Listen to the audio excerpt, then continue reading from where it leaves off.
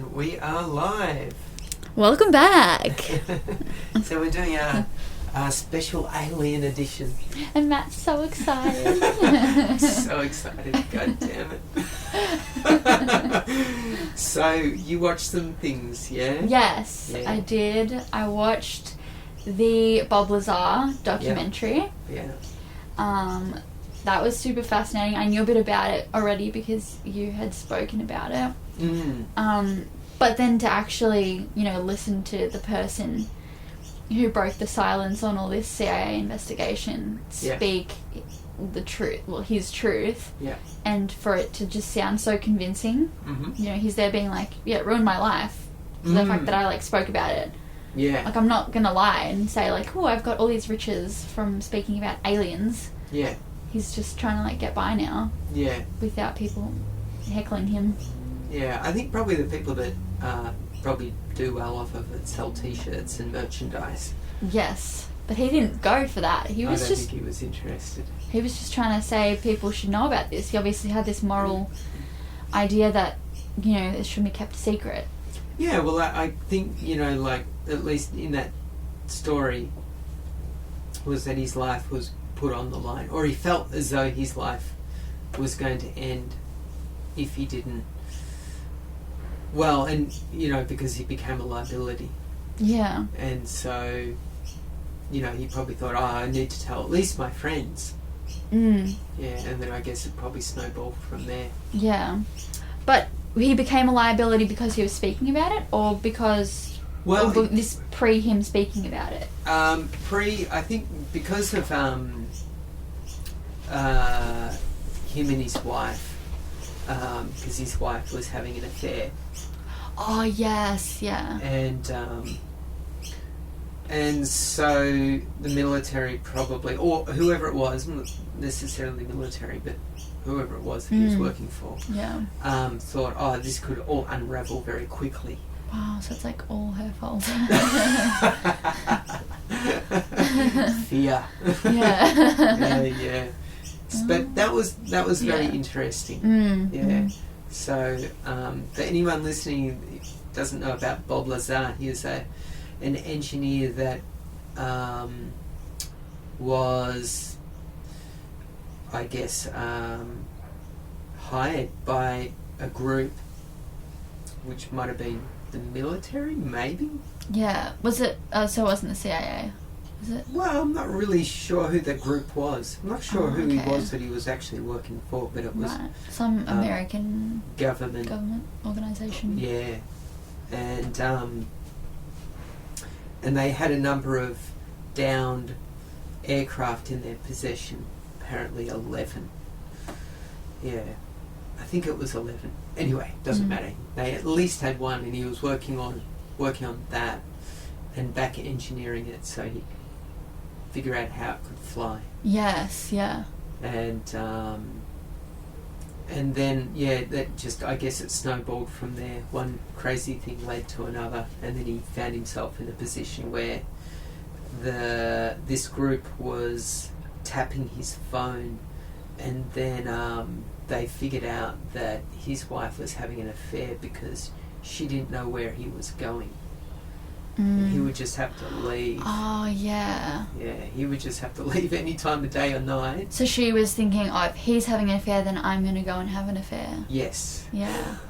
Wow. Well, that miscommunication. What a oh boy. Talking about things going south. Yeah.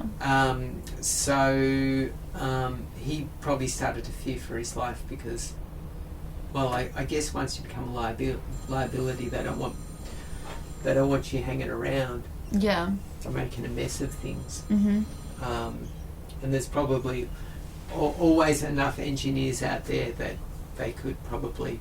What he was doing was pretty specific and special, though. I mean, they can't just put out a call for engineers that's right. to back engineer alien tech, you know. And so the craft that they were, or the crafts that they were back engineering. So these were actually, how did they get them? Like, if these are actually alien crafts, right, that they're back engineering. So how did they get them in their possession? You know, Yeah. Bob Lazar said he never actually saw any aliens. He said there was one time where he thought he did, but it could have just been a toy that people were using as part of a simulation. Yeah. So, like, where did they get these crafts from? Like, did aliens be like, yeah, sure, here, you can have our craft to, like, figure us out? You know, like, what? Yeah. Well, apparently there's a theory that they are a donation.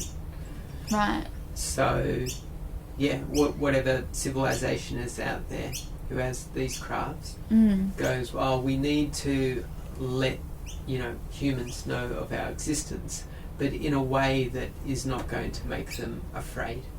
And so they give us donations. So, and then there's the other idea that some of them are down craft, so they've been shot out of the sky by, or intercepted. Right, okay. But we don't really know, do we know, are these just assumptions, or are these things that you've read somewhere else? Yeah, I mean, look, they're things that I've watched. Yeah. And there's, I don't know if there's any definitive proof. I don't think there's any... how did they get these crafts? Yeah. I think there's just really, what it is that there's strange phenomenon. Yeah. Or phenomena. And then people try and put together their theories of, like, what is it? Where did it come from? How did it come to be here? Yeah. Yeah. And something that I was struggling to believe the whole time is that, like, how is Bob Lazar still alive? Like, how is he not silenced by whatever organisation he was working for? If they're so secretive about this, so hell-bent on it being a secret, and they've just got someone going on the news being like, yeah, we're back engineering spacecraft. Yeah. How come he wasn't killed? Well, I guess it probably comes down to credibility. That would be one thing. And then the other thing of, like, can you imagine how much of an ordeal it would be to, like, do away with someone? But back in those days, they were just making cars explode, like when you turn the ignition, like a little... Yeah, that's true. Yeah. But, yeah, I think, I guess the way they would probably think about it is, right, there's a narrative here that we need to invent. And one narrative would be, just get rid of the person and then we'll cover it up with whatever narrative. But maybe another narrative arises and they go, you know what? He's going to dig his own grave. Yeah. We don't need to do anything. Let him talk. We won't say a thing because we don't exist. Yeah. Let him look crazy and he can say all this stuff and then there's going to be nothing or no one there to prove it. Yeah. Apart from him being like, I swear. Yeah. Yeah. And that'll be enough to... Yeah. I guess so. I just, I was thinking about the movie Capricorn 1, if you've seen that movie. Oh, no, tell me about it. Oh, that's a great movie. It's like about these... It's about the fake moon landing, pretty much. Oh, yeah. It's not a documentary or anything. It's a narrative. Like, it's a fictional story. Fictional. Yeah. Could have happened. I did see that. Right, yeah. And then, like, they're getting killed by, like, the NASA people in NASA and stuff. Yeah. So they don't speak. And anyway, I was just thinking about that movie and it was in my head. So I was wondering, like, why didn't he get killed? Yeah. Well, there's so many fascinating things that come with the whole outer space. Yeah. And why do they try and keep it such a secret? When I say they, I don't even know who I'm talking about. But. Yeah. Well, I guess, if aliens did appear, then there would be a great shift. And there might even be, like Trouble on Wall Street. That's what I've heard. That, it'd be pretty much like some things would become probably obsolete almost instantaneously. Because people go, oh, well, now that we know aliens exist, all of these things that I thought were relevant in my life are completely not relevant anymore. Right, there would be probably more people who have awakenings. Yeah. And just like, oh, like, the universe is bigger than this society that we've built, than, like, doing tax. Yeah. know? Yeah. Like, this is just a stupid idea. If there's aliens, like, what does tax matter? Yeah. Yeah, there To me. could be all of those things. Yeah. Maybe you might even get certain cultures just going, oh, well, you know, like, we should all just be one human race instead of worrying about fighting over the borders of our countries. Yeah, it'd probably bring, like, world peace. Yeah, I don't want probably. world peace. Yeah, which would be diabolical for the military industrial... World peace would be diabolical. Yeah, yeah. It sounds so weird, doesn't it? But yeah, I mean, it would certainly end, you know, I don't think it would end religions. I think that would still keep going, but it might end people arguing over who's right or who's better or which way's the correct way, you know, which all of these other ways are the wrong ways, until maybe, you know, the people that were thinking about that might actually go, oh, well, no, God could have made aliens as well, so there could be Christian aliens as Christian well as Muslim aliens God, people will do anything. Jewish aliens, and which is an interesting thing because I have heard of, you know, different alien races being a part of, well, not a part of, or I guess introducing a certain, well, if you think of the different cultures around the planet, and we all similar but a bit different, well, you know, it wouldn't be hard then to speculate, oh yeah, maybe some of these cultures are actually different alien races. Yeah. That's interesting. Yeah, so I have heard of that theory being put around. Yeah. And that's why there's also, you know, like, you might say some sibling rivalry between certain races. Oh yeah. Yeah, just because... Melbourne and Sydney? Yeah. They were different races. Yeah, those Sydneyans, bloody race from another galaxy.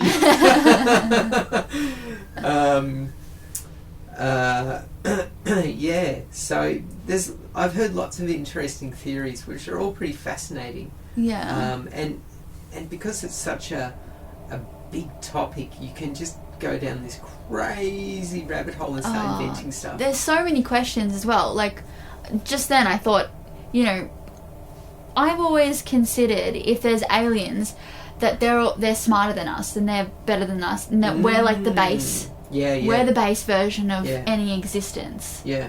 You know, but if the universe is endless, really, and there are millions of galaxies out there and millions of universes, then, like, who's to say, obviously, that there are more base versions of aliens out there as well that aren't, like, they're not all smarter than us, and they're not all spiritually awakened. Their consciousnesses aren't, like, better than ours. Yeah, that's right.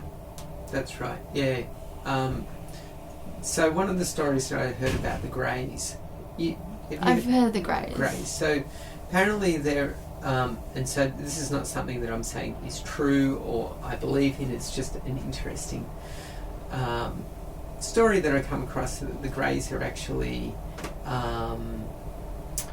a parallel version of humans that went down the path of industrializing everything and then modifying their bodies and then mutating it to the point where they got rid of their genitalia and they didn't worry about, you know, sexual reproduction anymore. They just were hybrids. Wow. Oh, not hybrids, they were mutations. They were just full brutalism vibe. Yeah. So just, like, they turned themselves into, like, architecture. Yeah. So let's just, you know, clone each other over and over and over and over and over until we get to the point where we're just this being that doesn't seem to resemble anything like us. May as well be like a post, a square post on the street. Yeah. So And apparently the reason why they're interested in us is because we still have our DNA intact. Oh. Where their genetic code has been snuffed out of existence. Right, and so they've, like, obliviated themselves. Yeah. Yeah. And so, apparently they're obliviate, like destroyed their planet Earth.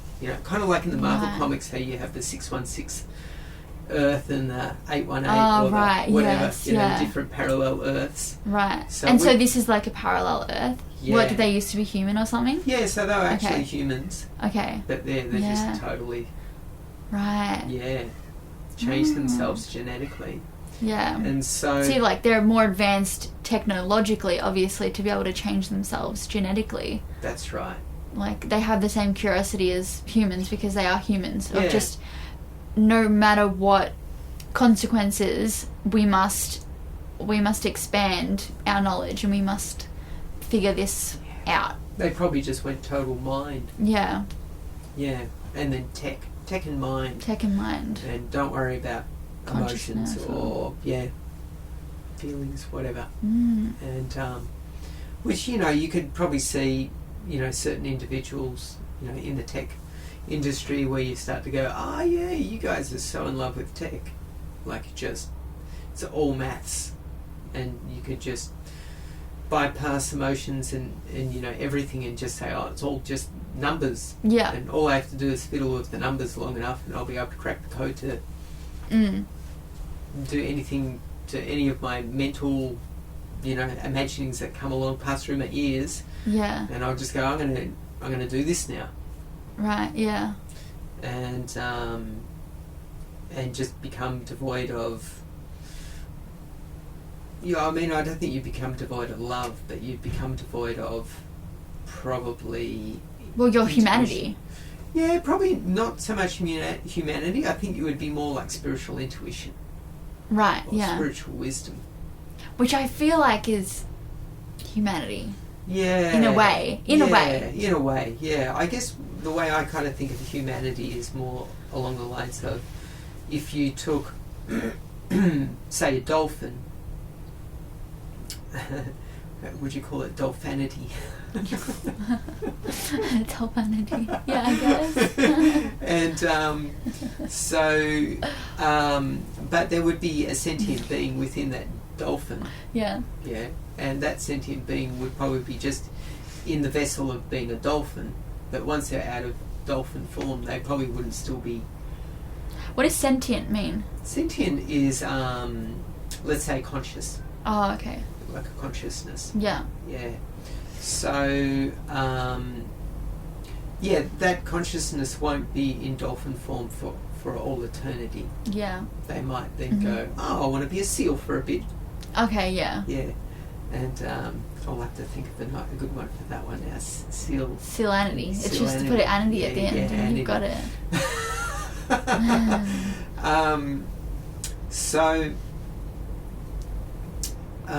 I'm guessing at some stage through our, eternal existence that we would have been in different forms. Yeah. And associated ourselves with, I'm a whatever, bacteria or whatever. Yeah, and I have my bacterianity. Yeah.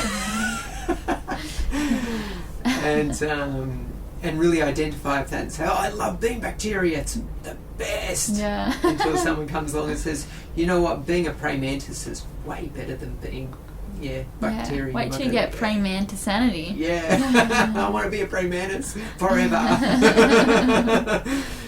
And so forth until it, you probably keep changing forms. Yeah. Mm-hmm. So, back to our little conversation about humanity, I think is that you'll probably lose your humanity when you decide to stop being human. Right, so it's just more like your physical form. Yeah, just your physical form. Okay, I've always used humanity in like that, in that sense of consciousness, of having, I don't know, a moral compass. Yeah, I think definitely humans have a moral compass. Yeah, absolutely. And I would say that would be humanity. Part of it, yeah. But, like once you start to once you drop your human form or your physical form and you're just, back to being an essence of thought or energy, and you go, oh, well, I can pass through whatever I like and there's no harm done to me whatsoever. I think humanity would stick around for only a small amount of time. That's just anity. Yeah, anity, yeah. Or anarchy. And then anything goes probably at that stage, because you'd be like, well, I can't possibly hurt myself, so I'm just going to just float around, do whatever I like. Yeah. That's nice. But yeah, even within that structure, I think there would be rules. I think there would be a rule set. Right. And that's why you would want to continue along the path of upping your consciousness, just simply because if you imagine it like levels in a video game, then at this level we're in a physical form and it has a certain rule set. Yeah. And then once you're out of that physical form and into a new environment, there would still be a rule set for that, because you wouldn't have a physical body. It's not like you could go and creep up on someone and tap them on the shoulder and go boo. Yeah. Because they probably wouldn't acknowledge you. Right. Yeah. Unless they're clairvoyant. Yeah, unless they're clairvoyant, or maybe you got some really cool poltergeist. Yeah. Skills, and you can fly papers off people's desks and move their chairs. Maybe that's all ghosts are, just people going, boo, Yeah. Well, yeah, definitely. So scary. definitely. And also, just because you sense a ghostly form, that doesn't necessarily mean that the person is dead. Right. Oh. Yeah. They could just be having an out-of-body experience. Yeah. Yeah. And for some people, that's really pretty easy. Yeah. Yeah. Mm-hmm. And so, yeah. Is this the same as the telepathy? Yeah. Yeah. Yep. Yep. So yeah, definitely with because you were listening to the telepathy tapes, and they were kids who have non-verbal autism, meaning they lost control of their bodies, which is kind of similar to what yogis do by practicing deep forms of meditation. It's not that they lose control of their body, it's just that they phase in and out of their body at will, I guess. Yeah. And so where's that leading? Back to aliens. Yeah. Well, back to aliens. One of the links that you sent me, there was an Australian talking at a conference. Yeah. Yes. He said. Cross-culture. Yes. Yeah. He said at the beginning of his speech, I can't remember the exact quote, but something along the lines of, to not believe in aliens at this point is silly. He did not say that, but that was pretty much his point. Kind of as if aliens don't exist. We have this huge universe, and based on the research and experiences that people have thus far, and just even to think that we're the only people that exist in this universe is just very naive. Yeah, that's kind of like saying we live in a bottle in a vast ocean, and inside that bottle there's the only thing that exists. Yeah, it's like the people on Whoville. They have no idea that they live on this little speck on a clover, and there's this whole world, and outside of that world there is a universe that may be never ending. Yeah. So it is naive. Yeah, well, I guess probably what it comes down to is that people trying to grapple with their ego. Yeah. And because I guess if you get rid of someone's ego before they are prepared to lose it, they could go into an existential crisis, and they could very easily fall into a depression and spiral into all types of issues. Yeah, that's right. Because if you have the belief, obviously, like most people do, that you're the only one, we're the only species that exists in the rest of the universe. And you're at the top of the food chain. And you're at the top of the food chain, then you're the most important. You are like a god. Yeah. you know? Makes you feel So kind of good even everything- if your job is crap, right? Yeah, everything that you're doing is like the most important thing, because there's no one else that's doing more important things out in the universe than you. Yeah, This is your universe. You feel like you're the owner of it because you're the only one that's conscious of it. But then to put in that thought of, no, there are plenty of other entities existing in the universe that, you know, traverse it way easily, way more easily than like what humans do, then that kind of will topple your whole idea of yourself. Yeah, absolutely. Can make you feel quite small. I mean, I remember walking around our shopping centres, you know, Doncaster shopping centre, when I was young, and to walk around it as a, you know, like a young boy or a teenager, I had to feel in some way that I was superior to other people. Otherwise, I got really depressed. Yeah, I understand that feeling. Like that, you have to feel. There are so many people doing so many different things, living their own lives and succeeding in their own way.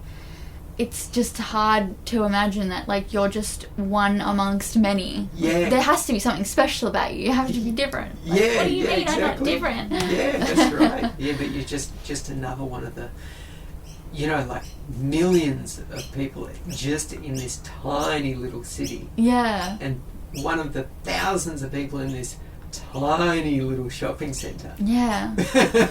Like, what you're doing and who you are may be important to you, Yeah. but No one else cares. no one else cares.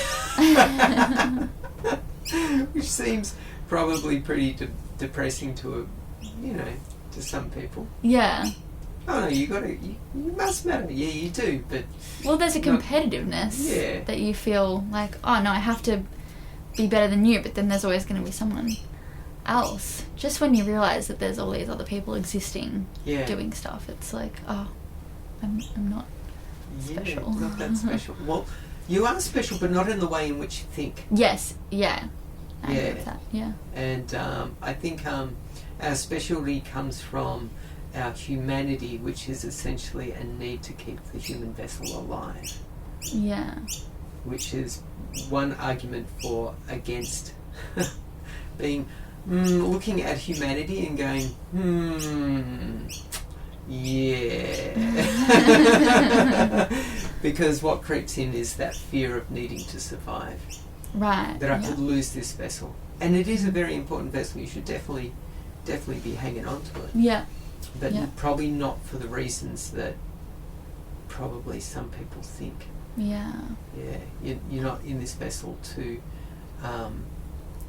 own things, but to experience things. Mm-hmm. Because you can't own anything. Because you can't keep it forever. No. Yeah. You can experience it for a time. Nothing's yours. Like, yeah, you bought something with, like, fake money that we made up. Yeah. Like, yeah, we bought things with an idea. Yeah. Yeah, that we all agree to. Yeah. And we agree to put it passionately enough where we all go, oh, I crave this thing. And we will dedicate our lives to earning as much of it as we can. Yeah. But you see, if an alien civilization came down, you'd be like... Doesn't matter to them. They don't give... What am I going to do? This currency doesn't matter to them. Yeah, well, I'm going to give them $100 and they're going to give me what? A trip on their amazing UFO? I'm going to be able to buy a ticket so they can take me for a ride? No, I don't think so. No, they might take me for a ride if they like me, but there's a good chance they'll go, no, man, we use a different currency. Yeah. And your currency compared to our currency is worth nothing. Yeah. But even that's made up, you know, That's you all could made look up. at that and be like, oh, like, that's really superior of you guys, but, like, they made that up too. That's right. And you can't really exist without making things up. Yeah, that's right. So you can, like, have something to do, because, like you said, like, we're problem-solving beings, so we always need something to work towards, or we need to make up something so we can do it. Yeah. If you just sit there your whole life, then you haven't really got a problem. That's right. That's right. No problems if you're just sitting there. Yeah, like even if you just sit there until you starve to death, like you haven't really got a problem if you don't think starving to death is a problem. That's right. Yeah. If you think starving to death's the easiest way out, well, then that's your ticket out. Yeah. So, I think money's an interesting one, and why I guess, like Wall Street might take a hit if we did find out aliens exist. For that simple reason that people would go, oh, well, I don't know what to believe in anymore now. Yeah. It was kind of like, COVID was a little, little piece of that. Yeah, it's like a precursor. Yeah, of people being like, like if everything can just fall apart just like that, Yeah. What are we doing? What's the point here? Like, this is just made up. If you can just shut it down and we can just stop doing it. Yeah. Well, like, it's Why not am I real. plugged into it? Why am I plugged into it? And working my ass off to do these dumb things that I really enjoy. Exactly. And so many people did unplug. Yeah. And then, you've got the point of, well, you still need money to live. It's like you can't just, like, go travelling forever unless you've, like, invest in the stock market or something, or you're a landlord. Yeah. And then you're a part of it again in a way. It's really funny. You just can't, or you can somehow, I don't know. You've got some sort of self-sustaining farm, but then where'd you get the money from to get that farm? Yeah. Someone had to earn that money, even if it wasn't you. Well, so that's the other thing, is that because we rely on the idea that money will get us everything that we want, when we probably forget that you can get things other ways. For example, there was a lady I'd heard about who wanted to travel the world taking photos of sacred sites, but she didn't have the money to do it. But she went to an airline. She said, "Oh, look, I'm a photographer. Here's my portfolio. This is what I do. This is the idea I have. I want to take photos of sacred sites. How about you give me a free plane ticket and I'll go around and take photos, and you can use them for your brochures." Yeah. And then that was it. They hired her and put her in all the fancy hotels. She went all around the world taking photos. That's really cool. And I say, like, good on her for that. But at the same time, she was using someone else's money. Like, Absolutely. You're still using money. Absolutely. Yeah. But it's not necessarily the way in which that you need to get it. That is the, the classic idea. I need to, she's offering a service. Yeah. That's for sure. But, I guess from the way in which I used to look at it was that I need to go and generate income through other people before I can go and buy the toy that I want or have the experience I want. Right. Whereas what might be better is just to go, oh, I want this toy, why don't I go and hang out with someone who already has it? Yeah. And then ask to just simply hang around them and get the knowledge and the experience that I need.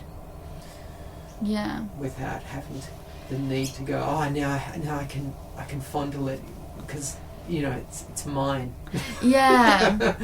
No, I get that. But I guess I'm imagining it from the perspective of, if everyone in the world decided, oh, I'm going to get money through other means, then what would happen?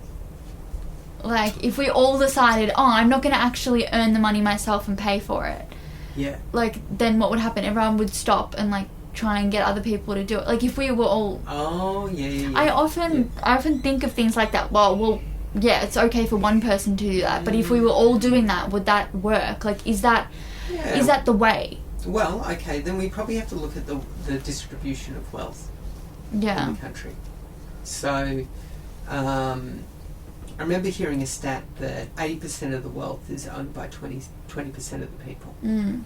And that means 20% of the population, 80% of the population lives on 20% of the wealth. And that's why you have, 20% of crazy rich people, and then the rest are just, living Probably Yeah. not day to day, but you know, they're not like, I'm going to retire. Yeah.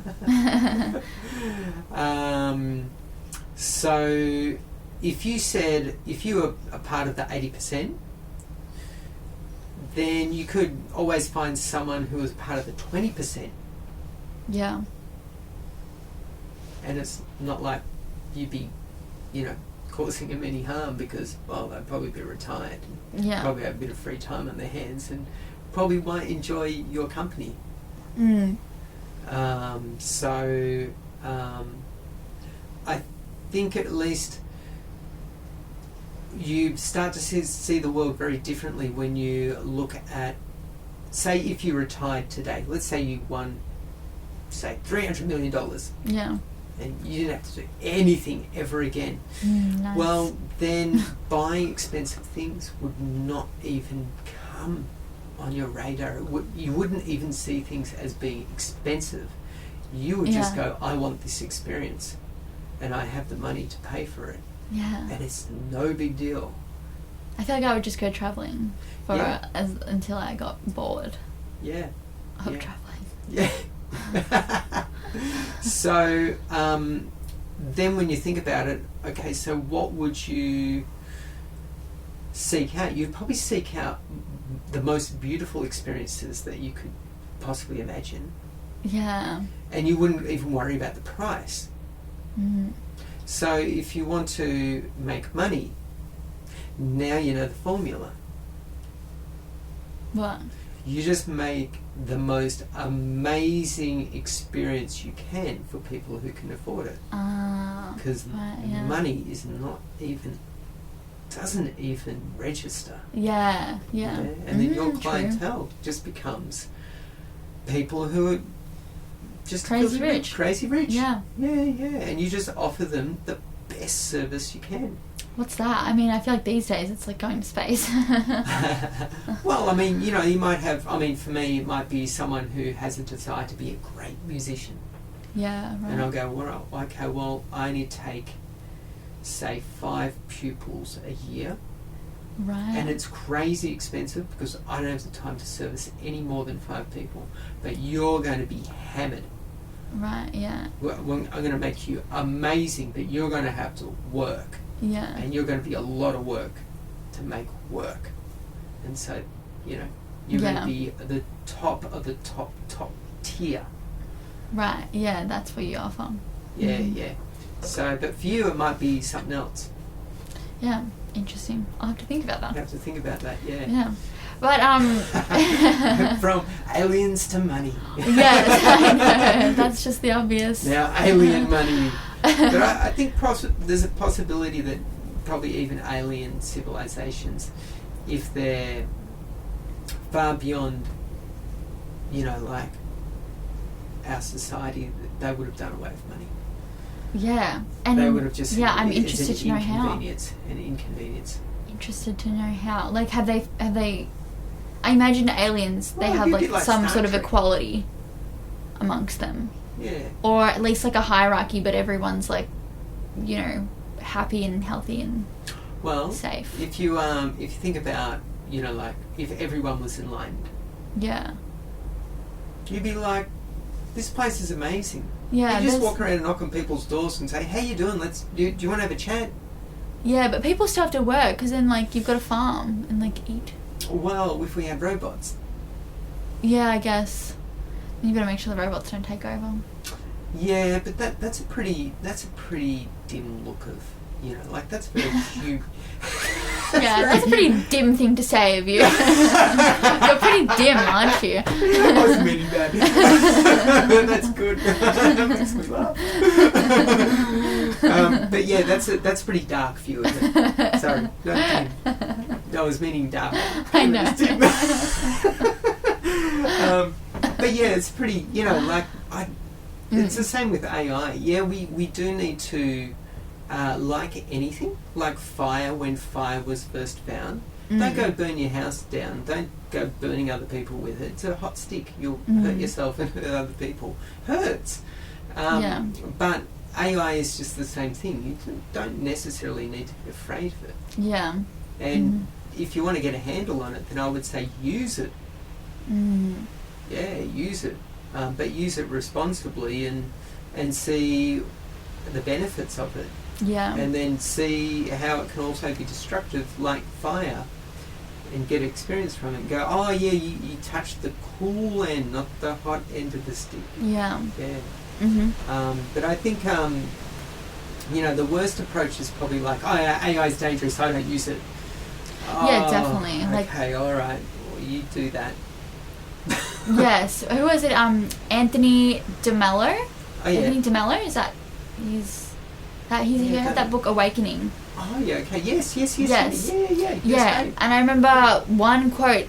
The one quote that he said that has still stuck with me is don't renounce anything. Yeah. Like, you just shouldn't. You should renounce renouncing. Yeah. Pretty much. Yeah. The only thing you should renounce is renouncing things. Yeah. Exactly. Yeah. You should definitely explore it, get a handle on it, and see how it works. Yeah. And I really like that. Yeah, it's a great idea. Yeah. I'm all for experiencing things for yourself, and not ignore other people, but ignore other people's opinions on things. So, someone can say, oh yeah, this stick is hot on the glowing end.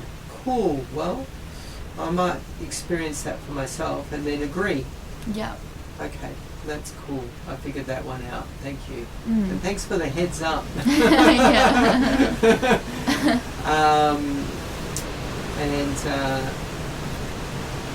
But yeah, definitely experiencing things for yourself. I don't think there's any quick way by taking a pill or taking a drug or listening to other people that you think are wiser than you and taking their thoughts on it if you haven't experienced it. Yeah, well, don't take someone else's road. You've got to take your own always, because you've got your own lessons to learn, and you won't understand certain things if you don't take your own road. If you don't experience things for yourself, you can know something but not understand it. Yeah, that's right. That's right. Yeah, and it's never ending. It's fun. You just keep exploring more and more and more and more. And yeah, it's fascinating. Yeah, and I guess going to Bashar, which Bashar. I've been wanting to get. Yes, let's get to Bashar. Let's get to Bashar. When the woman in the documentary interviewed him, and one of her last questions was, I can't remember. It was something like, "What's the point?" And he said, "It's just pretty much like being creative and passionate and finding what you enjoy and enjoying it." Yeah. And I just love that. I was like, I really believed him. I believe Bashar, and I believe he's a real person, and that this man was really channeling was it sentient being? Is that what they were calling it? An alien sentient being from sentient beings. Another planet, another realm, another dimension, whatever you want it, somewhere else. Yeah.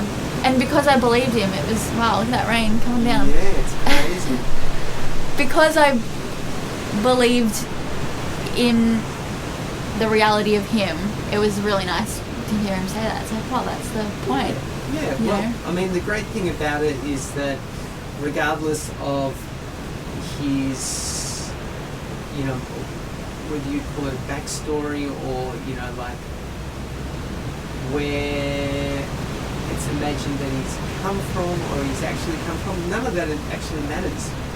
Yeah. Because simply the information is really, really good. It is good. Yeah, it's really good information. Good advice. Good advice. So, if I hallucinated a snail and the snail gave me magnificent advice, I'd be like, thank you. Thank you, snail. Little snail. Yeah. But the problem that I think a lot of people have, at least what I used to have quite a lot of, and still find myself hearing it in my head, is the advice I get from myself is usually crap. So bad. It's very crap. Yeah. It's so degrading. Yeah. It's, online anyway. Yeah. It's really awful. It's full of a lot of fear and not much else. Yeah. Yeah. And I guess you've got to seek for outward advice. You've got to like channel advice rather than get it from your ego, because that's where the advice is coming from, when it's like coming from inside you. Yeah, generally it's, your mind putting together concepts, getting this idea and another idea and pushing them together and saying, yeah, I guess it's just statistics. Yeah, that's right. So that won't work. You really shouldn't do that. Yeah, it's notifications that you get on your phone. Yeah. You got a virus coming in. We think it's a virus because it's new information. We haven't seen it before. We don't know what it is. Yeah, so we assume it's a virus. Yeah, it's like, no, that's just my friend. I can take that out of the junk folder. It's not a virus. It's definitely not a virus. Until I get annoyed at him, and then I'll probably put him back in the junk file. Now it's a virus.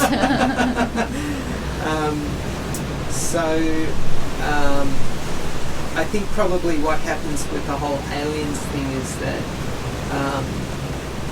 it's very easy to, and the same with spirituality, is to throw it all into the pile of this is woo-woo stuff.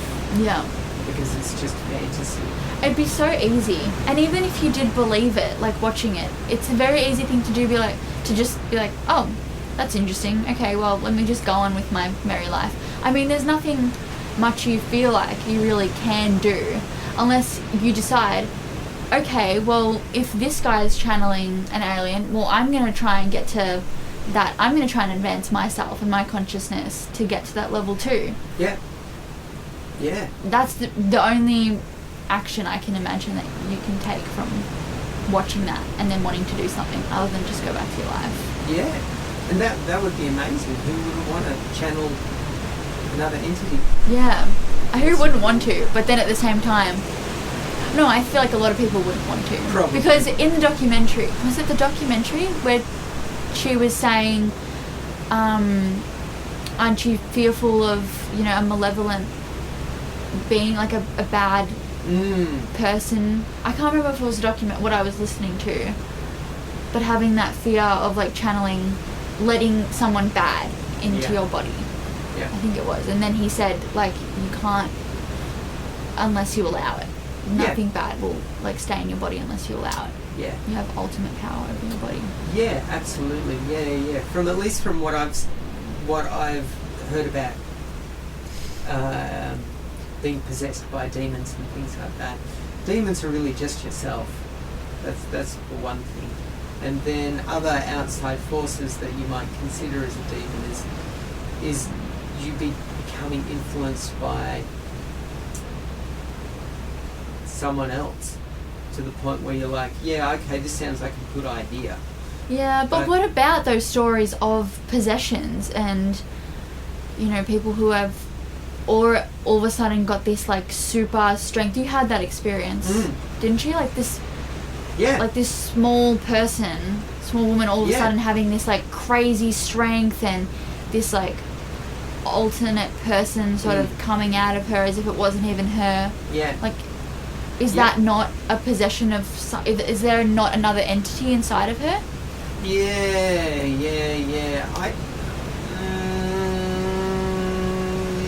I mean, look, you can get a lot of strength even just by not having someone inside you. Right. If you see a loved one trapped under a car, Yeah, you'll do everything you can to get the car off them. Especially if it's your child, you'll do anything. And the adrenaline will pump through you, and you'll live a quarter of the car. Yeah.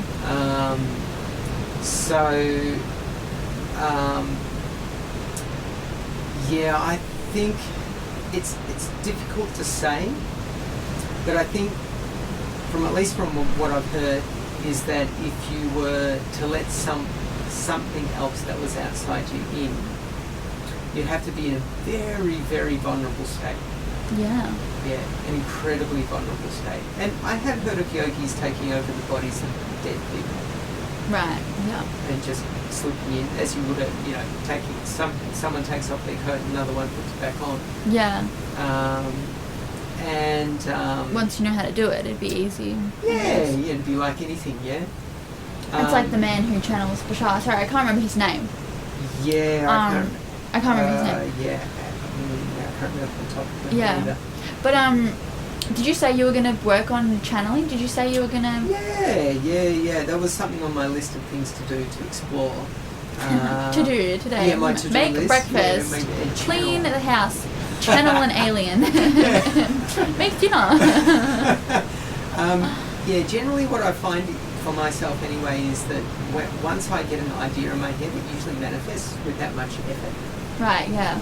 And that's great. And yeah, which is fun. But I think, like everyone does that to a degree, yeah. So you're just waiting on the day that you're meditating one day and an alien just pops out. You should be like filming yourself because you won't know. Maybe you'll be like, oh, what happened? Time lapsed. Yeah. You should like film your meditations just in case. Maybe there already is an alien. Yeah. Well, one thing I have been experiencing, and I don't really know what it is, and it could just be just a blip of consciousness. But I've been doing a particular type of meditation where I'll tone a note. So I'll sit down, I'll draw in a big breath, and then I'll tone. Yeah.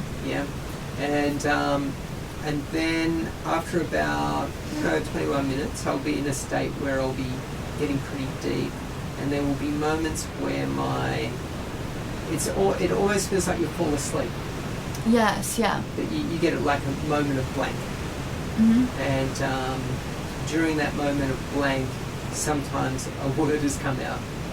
You've said a word. Yeah, I've said a word. That's so weird. Yeah, and it's like, it's as you do a thought, when a thought comes to you, and you go, instead of, I hear that thought, but no, I'm not going to say that because that's rude. Right. That gets bypassed. So you say like rude words. No. Like, dick! Yeah, I think that's called Tourette's. Yeah, you give yourself Tourette's.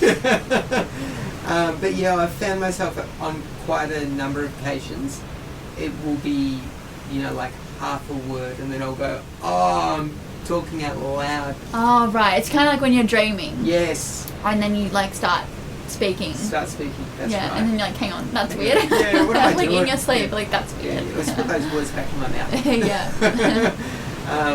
So what words? I remember one time it was pretty funny. Like, do they mean anything? Well, this one I thought was pretty cute. I remember saying I was getting into a very deep state, and then I said, "They're here." They're here. Yeah. Like, who? Yeah, and I was like, yeah, who? Who's here? Yeah. So, yeah. Wow. They're here. They're here. Maybe the aliens were around you. Yeah, maybe. Interesting. But yeah, I wouldn't be surprised. There's some interesting stuff with is it 3-Eye Atlas? What is it called? 3-Eye Atlas? The comet. Oh. Have you been following the comet? No. The comet's pretty interesting. Oh. Yeah, because it's as big as Manhattan. Wow. Yeah. So it's a big comet. What is it like doing? Well, it's flying around our galaxy. It's just past the sun. That's cool. Yeah, but it seems to be behaving not so much like a comet as we normally know. Ooh, I like it. Yeah. Is it a spacecraft? Maybe. Disguised as a comet. Yeah, maybe. Yeah, we didn't. That's cool. Don't we have a telescope? Like, can we not look at it? Yeah, you can look at it, but it's doing some weird things. Like it keeps changing colour, Like which may or may not be. Woo! Yeah. Normally comets have tails. Right. Yeah. And this did have a tail. Now it's lost its tail. Oh. Its tail was in a particular symmetrical way that looked more like engines. Oh. So that's fascinating. That's pretty fascinating. Yeah. How are you keeping updated with that? Like, where's your source? I just look up stuff online. Right. And okay. just snoop around. Yeah. Yeah, just see what I find. I don't look too hard because it. Yeah. And then there's Avi Loeb. Have you heard of Avi Loeb? No. Okay, he's really interesting. So he's a scientist who's very interested in this comet and celestial bodies that enter our galaxy, and he's very open to the idea of aliens, and he's pushing very hard for, hey, we should investigate to see what this thing really is, rather than just speculating that it is a comet, just because that's what we're used to. Yeah. We're used to seeing comets, so we speculate it's a comet. What if it's not a comet? You can tell he's part of the fear angle on it. Fear? Yeah. Oh. Which is kind of interesting. But I think that's a simple way to get people to stop being a, say, non-believer and take things seriously. I guess, yeah, totally. Yeah, make them scared of it. If they're scared, that they're obviously taking it seriously. Yeah. So say, it's putting you in danger, so... Yeah, that's right. There's been a lot of stories about UFOs shutting down nuclear facilities. Oh. Yeah, have you ever heard of that? No. Oh, there's another rabbit hole for you. Yeah. But, that would be a very, very easy way to convince someone to stop just pushing this stuff aside and have a closer look. Because what you'll find is that there's more, fascinating information out there than, just saying, tinfoil hat people, I'm so better than them, they're just crazies. Yeah. And that's cool if you want to think that. That's totally fine. If you want to do that, you do that. But I think there's possibly even more fascinating things to uncover by having a good look at it. Even if you just come away and go, oh yeah, I did have a good look at that, and it is just all crap because there's no hard evidence. Well, that's good. You've had a good look. Yeah. Yeah. And then at least your mind will open a little bit more. But there is a lot of stories about nuclear facilities being shut down by strange phenomena. Like momentarily, or what do you mean? Yeah, like them all being just turned off. Why nuclear? Well, it's defense mechanisms, and apparently. What do you mean, our defense mechanism? Well, if there was one thing that was going to cause the destruction, like nuclear war, it's going to be a nuclear war. Right? Yeah, nuclear explosion. Yeah. And and if the story about the Greys wanting to help us because we're like one of the last. Or they've found a genetic source, which they've lost. And they want to steal us. Well, probably not steal us. They probably want to study us and help direct us to keep it, as you would if you had an endangered species. Oh, you look after them, right? There are probably the only people left are a few activist scientists who are like, oh, the other bad scientists, they are the ones that ruined us. We've got to keep them alive. Yeah. Yeah, probably something like that.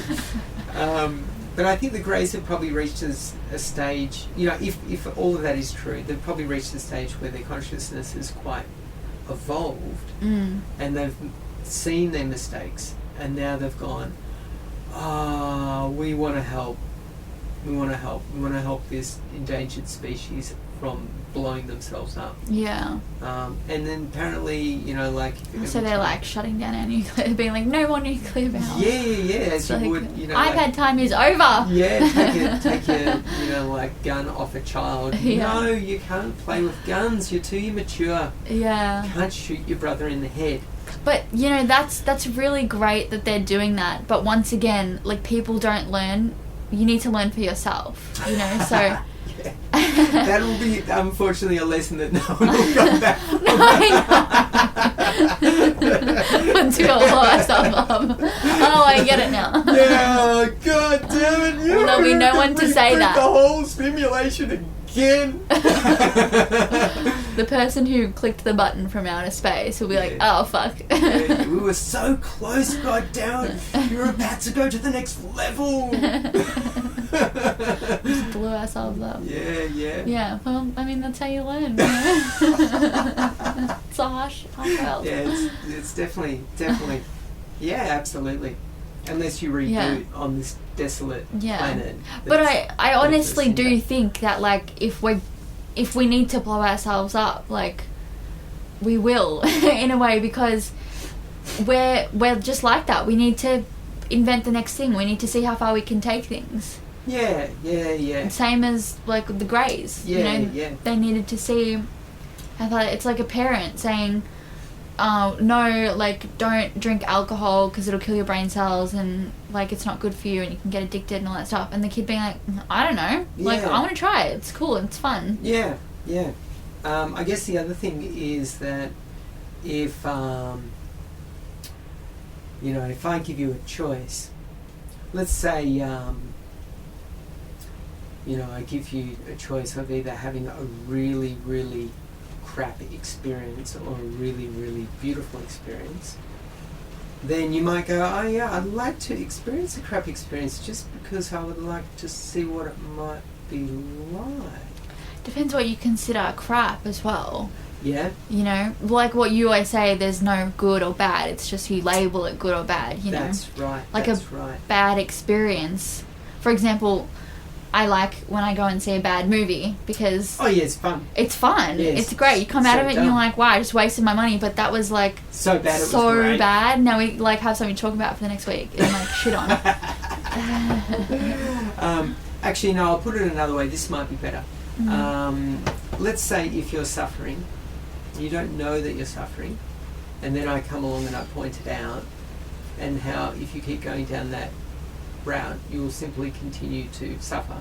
Or you can have this choice instead, which is full of, love and beautiful experiences. Well, you definitely have a choice. I guess for me, what happened was that the choice was so natural and so easy that it exploded like a drug. Right. Which choice? Well, understanding that time doesn't exist in the way that I think it exists, and all the fears that I have about time are not real. Right. So to explain that a bit more, we have chronological time. Like your lesson started today at, I shouldn't say lesson, but session started today at 9. I was a little late. I got here about 9:08, and so that's chronological time. But then I could have attached something like to that, like emotional time, and that was like, what will Natalie think of me? I'm 8 minutes late. And that doesn't exist. Right, yeah. Because you may not even be thinking that. Yeah. You may not even care. Yeah. You might even be, need time to do certain things to get yourself settled. And so those 8 minutes might be like, I was just rushing to get here and that's great. I got a bit of time to just relax. Yeah. Yeah. So all of that emotional time stuff. Right, is just okay. silly. Yeah. But yeah, we have chronological time. Just helps to keep things ordered. Time is like really stressful, and I guess like a lot of people's stress comes from time, which is just crazy. Yeah. Like chronological and emotional time. Yeah. But I think of my studying journey and I won't finish my degree until I'm this age, and I feel like I'm going to be behind if I go traveling now and this and that. It's like I need to just remind myself that that's all just, what would you call that? Was that? Well, that's all emotional. That's time. all emotional that's all time. Emotional. Like I've got plenty of time. Yeah, I mean, like if you look at existence, how long you got? Yeah. Eternity, I guess. Eternity. But the thing is, that can really settle me, that thought, But then at the same time, then I remember that I won't, or through all of those different existences that I have as a human or whatever, like I'll never feel like Natalie again, if you know what I mean? Like... Well, what if Natalie was simply the... you might be thinking that Natalie is perfect, but what if there's another vessel after Natalie that is going to be... That's great, but I won't know. No, you won't know. No, but that's the thing. It's Yeah. like, okay, well, that doesn't matter to me because I don't know. I mean, that's the simple thought. I can Yeah. go deeper and then be like, well, no, because, you know, that the spiritual consciousness inside of me will know. Yeah. But no, I won't actually know. No, you won't so know. it's not settling. It's like, oh, well, in the next life, I will be an astronaut. So that's okay. I don't have to be an astronaut in this life. But I won't have, Natalie, I won't have that experience of being an astronaut. So Yeah. then I'm like, well, it doesn't really matter. Like, that doesn't settle me. Because... Yeah, okay. So how about then if you see it as you're in a continual maze for all eternity?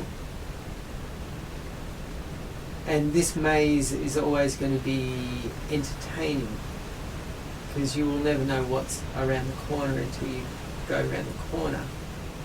And once you've gone around the corner, probably the corner that you had previously, you'll remember for a moment in time until that's forgotten.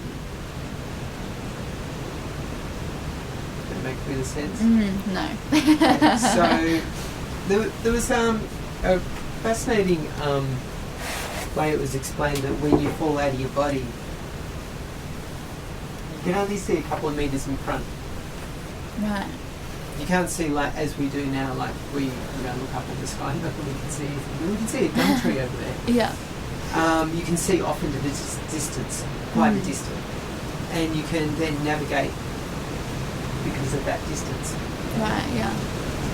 When you don't have a body, you don't have that ability. You only have like a couple of meters around you as you would be shining a torch in a dark room. Yeah. So the thing that I think is interesting about that is that our memory is like that. Yeah. Yeah. It's there. It's You just there. Can't see it. Can't see it. You can only remember, what happened yesterday, the day before, maybe a week ago, and then the rest of it's just dark. Yeah. Yeah, and then you have trauma, and you can remember those, but you're trying to forget them. Great, I can remember that. Yeah. Wonderful. And then you have your imagination, which is your torch in front. Yeah. But that's not a true indication. That's a guess. That's a guess. Your imagination is just your guess. Yeah. And then fear is your worst guess. Yeah. It's like your crappiest guess ever. Yeah. Yeah. So that's the maze that I'm talking about. Right, yeah. Yeah, your Yeah, I see. ability to remember and then your ability to imagine. Yeah. And you got to remember that both of those things are not real. Mm. Even though people go, but it happened. Yeah. Yes, it happened, but it's not happening. Yeah. In my best Bashar voice. Yes. He's very direct. Yes. I like the way he speaks. Yeah. Thank you and good day. Yeah. Yeah, and he has a bit of fun. He has a bit of fun with people. Yeah, he That's did all. say something funny. Like the interviewer laughed. I can't remember what he said now, but he was kind of funny. Yeah, he's hilarious. Did you watch any Bashar? You seen any clips of him channeling to audience members? No. Oh, No. that's great. You should definitely. Okay, I will. Yeah. You should I definitely. plan to do more research on him. Yeah, he's extremely entertaining. Right. Okay. Yeah. Even though sometimes you might come across a clip where he's just answering some questions that don't seem to be going anywhere. Yeah. Because as people do when they get up and they ask questions, you kind of go, oh, you already know the answer to that one. I don't really need to hear Bashar answer it. But he'll answer it, and then if they keep going on, he'll shut them down. And that's quite amusing. Shut them down about what? About keep asking the same question. Oh, right. Yeah. Because, Yeah. he'll answer it, and then the person will go, that's not the answer I want, but they won't be saying that out loud, but you can hear it in their voice. Yeah. Because they'll ask the same question again. You will say, I've already answered that. Yeah. And they'll be like, I don't get it. How did you answer it? Well. And, Yeah, well, he has all the answers to the pyramids and everything, so that was really interesting too. Yeah. Yeah, I like Bashar. He's really fun. Really fun. Yeah, cool alien dude. Yeah. So, yeah, we should probably wrap up for today and Okay. get into making some music. Yes. Cool. Okay.